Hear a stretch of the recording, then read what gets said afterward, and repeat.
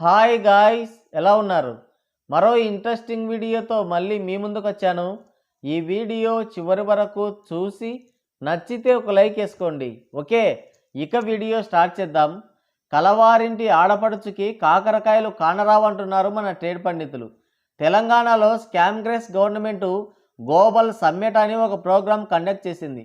Scam grace కా మతలబ్ ముస్లిం, ముస్లిం కా మతలబ్ scam grace అని రేవంత్ అన్న మైకు ముందర పెట్టుకొని మైకుతో కూడా అవసరం లేనంత అరుపరిచి చెప్పాడు. ఆ సమ్మెటలో వాళ్ళ చుట్టాలు ఎవ్వరూ కనపడలేదు. మరి ఏమై ఉంటుందంటారు? ఈ గుడరాల గుద్దులాటలో ఎంత పెత్తబడులు వచ్చాయో మనకు తెలియదు, కానీ అయితే అక్కడికి చాలామంది బిజినెస్ మ్యాన్లు మాత్రం వచ్చారు. వాళ్ళల్లో పక్కా ప్రొఫెషనల్ బిజినెస్ మ్యాన్ ఒక ఆయన ఉన్నాడు. ఆయనే చిరంజీవి. బాగానే గుర్తించారు. ఈయన అయితే భజన బాగా చేస్తాడు, చిడతలు వాయిస్తాడు. మనకు కావాల్సింది కూడా అదే అని పిలిచినట్టున్నారు. సినిమా పరిశ్రమ పేరు చెప్పి తెలంగాణలో ఉన్న వాళ్ళ ఆస్తులు కాపాడుకోవడానికి బాగా కృషి చేస్తున్నాడు. అప్పటికప్పుడు సీఎం అయిపోదామని పార్టీ పెట్టి ప్రేమే లక్ష్యం, సేవే మార్గమని, ఓడిపోగానే పదవే లక్ష్యం, విలీనమే మార్గమని స్కామ్ గ్రేస్లో కలిపేశాడు. నమ్మిన కార్యకర్తల్ని, ఓట్లేసిన జనాలని కొండరి పప్పల్ని చేశాడు. స్కామ్ గ్రేస్ పార్టీలో ఉండి రాష్ట్ర విభజనకి సహకరించాడు. ఇదేదో తెలంగాణ ప్రజల మీద ప్రేమ కారిపోయి అనుకున్నారు. తేడా వస్తే ఆస్తులు గల్లంతవుతాయి కాబట్టి 3 రాజధానులకి సపోర్ట్ చేసి ఆంధ్రులకి మళ్ళీ ద్రోహం చేశాడు. అది వైసీపీ మీద ప్రేమతో కాదు, టికెట్ రేట్లు పెంచుకోవడానికి అనుకూలంగా ఉంటుందని. అలాంటి బిజినెస్ మ్యాన్ తెలంగాణ సమ్మెటకు పోయాడు. పుట్టిన గడ్డ గురించి ఏనాడు మాట్లాడని చిరంజీవి మన తెలంగాణ అంటున్నాడు. ఇదే పెద్ద జోక్. అక్కడ టికెట్ రేట్లు పెంచుకోవచ్చని పోయింటాడు. సినిమా పెద్ద అని ఈయనకి ఎవరు చెప్పారో తెలియదు, కానీ అక్కడికి వెళ్ళి సినిమా పరిశ్రమ ప్రతినిధిగా వచ్చానని డబ్బా కొట్టుకున్నాడు. పనిలో పనిగా వాళ్ళకు కూడా కాస్త డబ్బా కొట్టాడు. ఈయన ఇండస్ట్రీ పెద్ద అని పిలవలేదు రేవంత్ రెడ్డి. ఈయనకి ఇంకా కాంగ్రెస్లో సభ్యత్వం ఉంది, అందుకు పిలిచారు. సరే, సినిమా ఇండస్ట్రీ పెద్దగా వచ్చానంటున్నాడు. ఓకే, ఇండస్ట్రీ పెద్దగా అన్నప్పుడు అందరినీ కలుపుకోవాల్సిన అవసరం ఉంది. కానీ ఇక్కడ నాగార్జున, వెంకటేష్ల పేర్లు చెప్పి బాలకృష్ణ పేరు మాత్రం చెప్పలేదు. అంటే ఎంత అసూయ ఉందో అర్థం చేసుకోండి. మాటలు మాత్రమే మృదువుగా ఉంటాయి. నేను కానీ, నాగార్జున కానీ, వెంకటేష్ కానీ, ఇతర హీరోలు కానీ, ఇతర ప్రొడ్యూసర్స్, నిర్మాతలు చిరంజీవి, నాగార్జున వల్ల పరిశ్రమకి కానీ ప్రజలకు కానీ 10 పైసలు ఉపయోగం లేదు. ఒకరు పిల్లికి కూడా బిచ్చమేయరు, ఇంకొకరు ఏ ఎండక గొడుగు పట్టి ఆస్తులు కాపాడుకుంటారు. టికెట్ రేట్లు పెంచి ఆస్తులు కూడగట్టుకుంటారు. బిగ్ బాస్ పేరుతో ఒక బ్రోతల్ హౌస్ నడుస్తుంది. దాంట్లో బిగ్ బాస్గా ఉన్న నాగయ్య గారి పేరు చెప్పి బాలయ్య పేరు చెప్పలేదు. మొన్న తెలంగాణలో వరదలు వస్తే 50 లక్షల విరాళం ఇచ్చాడు. అది సరిపోదు, కానీ అన్ని విధాల అండగా ఉంటానని కూడా చెప్పాడు. వీళ్ళు కనీసం స్పందించలేదు. అక్కడికి వెళ్ళి మన తెలంగాణ అనుకుంటూ చెరువుని ఆక్రమించుకున్న నాగయ్య గారిని కూడా కలుపుకుంటున్నాడు. ప్రార్థించే పెదవుల కన్నా సాయం చేసే చేతులు మిన్న. ఈ లక్షణం బాలయ్యకుంది.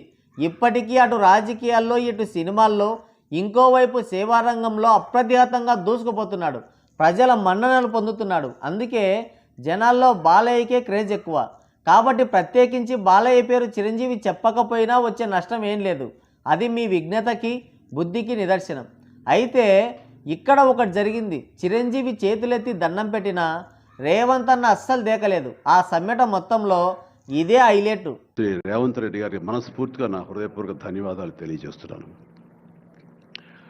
సార్, ఇంతకీ మన ఆవేశం స్టార్ ఎక్కడున్నాడో? మరి మెట్లు కడిగేది అయిపోలేదేమో.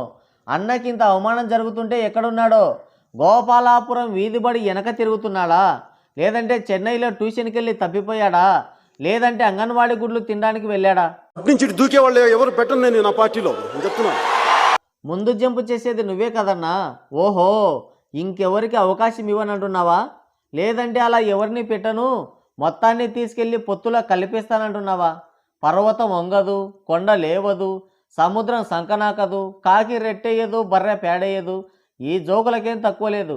ఇదేదో సినిమాల్లో చేసి ఉంటే నీకు కనీసం బ్రేక్ ఈవెన్ అన్న వచ్చిండేది. అక్కడ అన్న దండం పెడుతుంటే రేవంత్ అన్న అస్సలు దేకలేదు. దాని గురించి ఎవరు మాట్లాడరు. అన్నకంత అవమానం జరుగుతుంటే ఎందుకో కామ్గా ఉన్నాడు. ఈయన బంట్రోతులు అయితే మరి అన్న దండం పెట్టాడు, తమ్ముడు పిండం పెట్టాడని అరిచేవాళ్ళు. ఇప్పుడు ఒక్కడు కూడా కనిపించడం లేదు. కనిపిస్తే ఈ రాత్రికే హైడ్రా ఇంటి చుట్టూ తిరిగి సగం ఇంటిని మాత్రమే ఉంచిపోతుంది. జగన్మామయ్య నడిపించాడని, దండం పెట్టించాడని అరిచావు. అరిచి నీకు గొంతు నొప్పి వచ్చింది. కానీ మీ అన్నయ్య మాత్రం జగన్ చుట్టే తిరిగాడు. మొన్న అసెంబ్లీలో నువ్వు చెప్పిందే బాలయ్య చెప్తే మీ అన్నయ్య ఏమో నన్నెవరు కొట్టలేదు, నన్నెవరు తిట్టలేదని చేతులు నొప్పెచ్చేదాకా ఇంత పొడవు లెటర్ రాసి వదిలేశాడు. అది నిజమా అబద్ధమా అని చెప్పడానికి పవర్ బాబుకి జ్వరం వచ్చింది. టవర్ బాబు వంగిపోయాడు. అత్తాపత్తలేరు ఎవరు. ఇది మన నైజం. అన్నయ్య ఒక పార్టీ పెట్టి ఇంకో పార్టీలో కలిపి అన్ని పార్టీలతో రాసుకు పూసుకు తిరుగుతాడు. తమ్ముడేమో పార్టీ పెట్టి అందరి పార్టీలకి మద్దతు ఇస్తుంటాడు. ఇంకో ఆయన వార్డు మెంబర్కు కూడా కాకపోయినా ఎమ్మెల్సీ అయిపోతాడు. మీరు బాగానే ఉంటారు, కానీ అసలు విషయం మీ కూలీలకి అర్థం కావట్లేదు. మా అన్నకు అవమానం జరిగింది, అధపాతాళానికి తొక్కుతా, కాంగ్రెస్ నాయకుల్ని పంచెలు ఊడదీసి కొడతాను ఇప్పుడు చూద్దాం. 2009 ఎలక్షన్స్ టైంలో ప్రజారాజ్యం పార్టీ యువ నాయకుడిగా ఉన్న మన పవర్ బాబు కాంగ్రెస్ నాయకుల పంచెలు ఊడదీసి కొడతా అంటే వాళ్ళ పంచెలే బీకి అన్నకి కప్పి పార్టీని విలీనం చేసుకున్నారు కాంగ్రెస్ నాయకులు. అలాంటి నాయకులు ఉన్న చోటున ఇంకా ఏమన్నా అంటే ఏమన్నా ఉందా? అది మన నైజం. ఏ ఎండగా గొడుగు పట్టడమే మన నైజం. ఇది అందరూ గ్రహిస్తే మంచిది అని అంటున్నారు మన టేడ్ పండితులు. బాబు గారికి అభినవ కుష్ఠదేవరాయ అనే ఒక బిరుదు ఇచ్చారంట. దాని గురించి నెక్స్ట్ వీడియోలో చాలా డీటెయిల్గా మాట్లాడుకుందాం. ఈ వీడియో మీకు నచ్చినట్టయితే ఒక లైక్ వేసుకోండి, వీలైతే సబ్స్క్రైబ్ చేసుకోండి. సో గైస్, ఇది వీడియో. మరోసారి మరో ఇంట్రెస్టింగ్ వీడియోతో మళ్ళీ కలుద్దాం. Thank you, take care, bye bye.